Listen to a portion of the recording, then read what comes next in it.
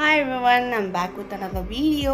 நான் கொஞ்ச நாள் முன்னாடி வந்து Plum Haul unboxing video போட்டிருப்பேன். This roll on.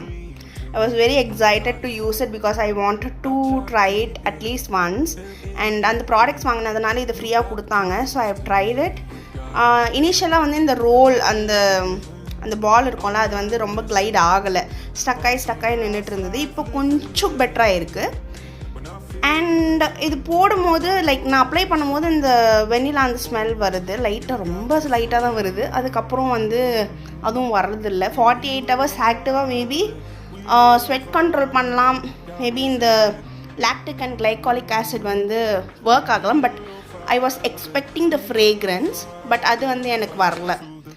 நான் இதுக்கு முன்னாடி வந்து நிவ்யா அந்த பேர்ல் யூஸ் பண்ணியிருக்கேன், டவ் யூஸ் பண்ணியிருக்கேன்.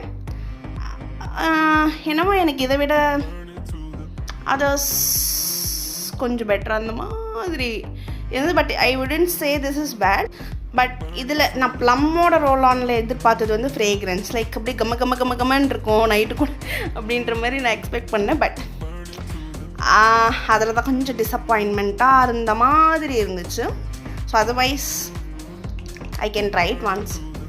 The price of it is $325. I don't know.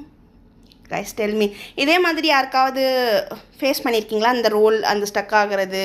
Maybe it's my patch or just this one, because இது ஃப்ரீயாக கொடுத்துருந்தாங்க. ஸோ மேபி ஸோ நீங்கள் சொல்லுங்கள், இந்த ரோல் ஆன் உங்களுக்கு எப்படி ஒர்க் ஆகுது?